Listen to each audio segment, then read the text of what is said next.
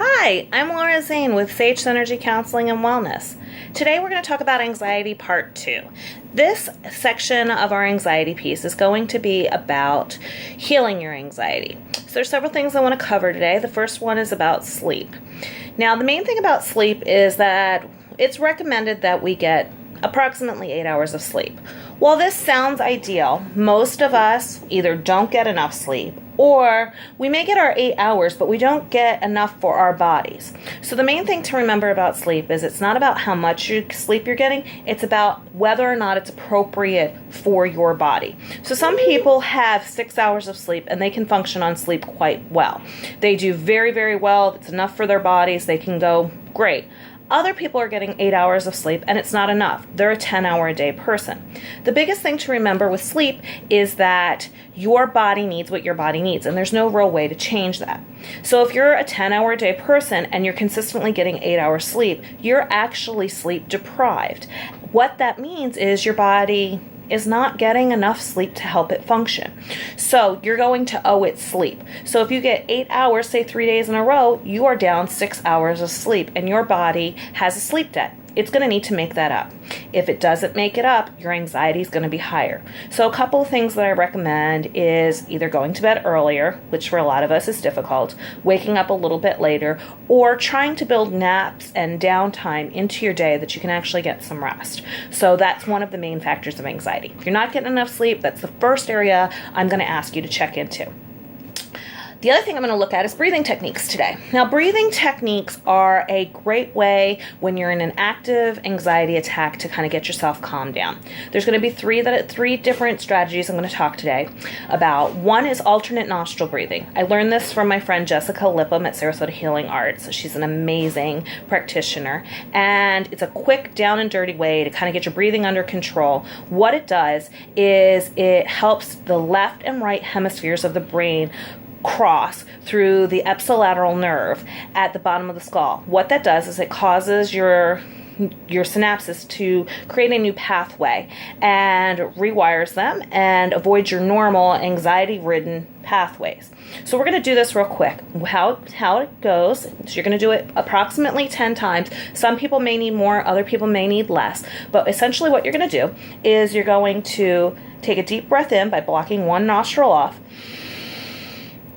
Hold it, block out, breathe out the other nostril. Breathe in through that nostril, out the other. One more time, and then out.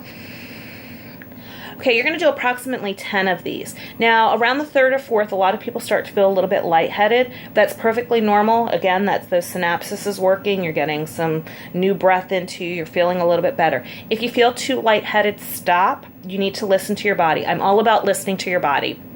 So whether it's sleep or meditation or exercise, a lot of what I'm going to tell you is listen to your body. Your body is wise and it knows what you need. Okay, the next thing I'm going to talk about is diaphragmatic breathing.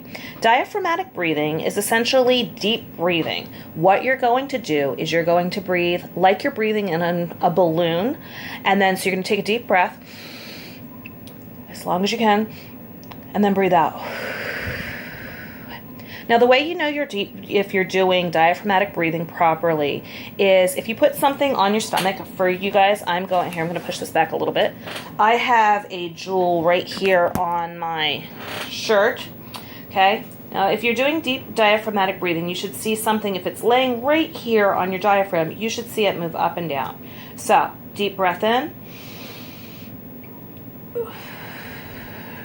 Release. Deep breath in.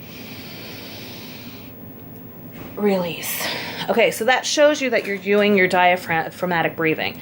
The next one I want to talk about is grounding exercises. Now, grounding exercise is pretty simple. What you're going to do is you are going to go through all 5 of your senses. The way I recommend you doing this is with your eyes closed. The reason I recommend you doing it with your eyes closed is because when you do it with your eyes closed, you are canceling out outside stimuli and it focuses you on your body, which oftentimes that's what anxiety is we are outside of our body, we are not focused, and we need to get back into our body. So when you do the grounding exercises, what you're going to do is close your eyes and you're going to walk through each of your 5 senses. So one thing that you feel, my skirt. One thing that you hear, the air conditioner. One thing that you saw in the room, my computer. One thing that you taste. Taste my toothpaste. And then the last thing is one thing that you smell. This one is extremely important. Again, it goes back to that breathing, and that's why this is under breathing exercises. So one thing that you smell in the room. Ooh, Nakshampa. Okay, so what you're going to do is do that 3 or 4 times. The thing about smell is that each time you do it, it gets a little more difficult, and you're likely to take deeper breaths, which again causes you to calm. Third thing I want to talk about today is meditative exercises. There are several different types of exercises that are very helpful for meditation.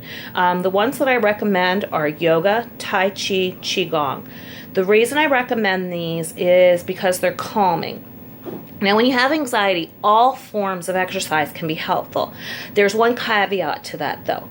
If you have adrenal fatigue, then if you're doing heavier cardio exercises, while it can help with the anxiety, you can get caught in a vicious cycle with adrenal fatigue. So what it can do is you're doing the heavy exercises, it makes you feel calm, but you've overworked your adrenals. When you've overworked your adrenals, then you get stuck because your adrenals are pumping out that extra cortisol, which then increases your anxiety, and then you see the circle that's happening here. So one of the things is, if you think you have adrenal fatigue, I would work very closely with an Eastern medicine practitioner that knows a lot about adrenal fatigue and slowly work your way into exercises. If you're not sure and you're kind of self-diagnosing a little bit, start out with slower exercises like yoga, tai chi, qigong. Those are going to be a little bit gentler on your adrenals and help with getting you out of the adrenal fatigue cycle.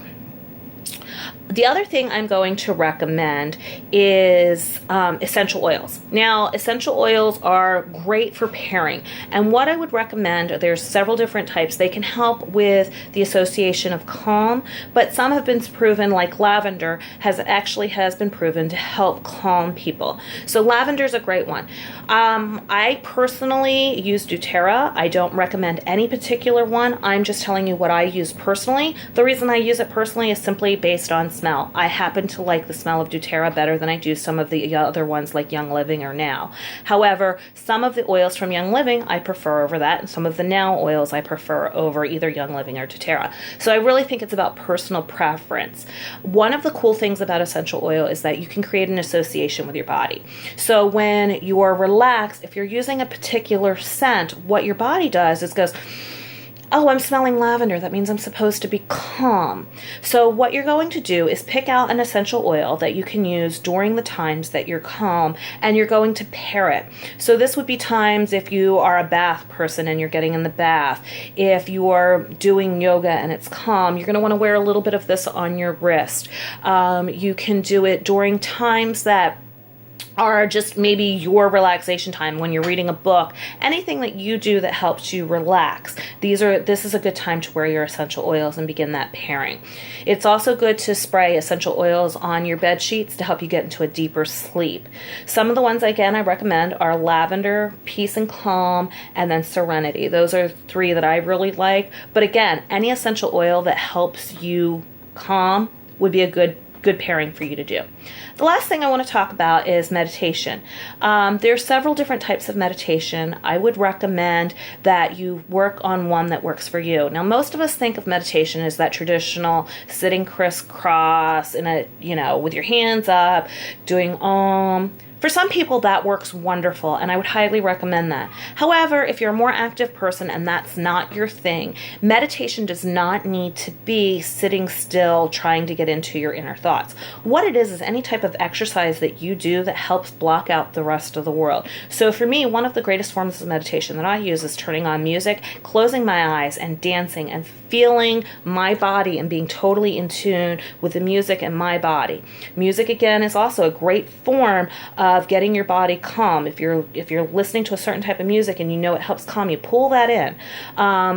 The other thing is that just looking at meditations that really work for you. I love YouTube for this. It has wonderful meditations on there. I like Jason Stevenson personally. He's great. You can listen to him. He has nighttime ones to help you sleep.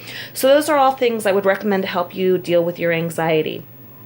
Thanks for watching. If you have any questions, please feel free to visit my website at www.sagesynergy.net or email me at laura@sagesynergy.net. I hope you have a wonderful new year. Till next time, I wish you lots of love and healing.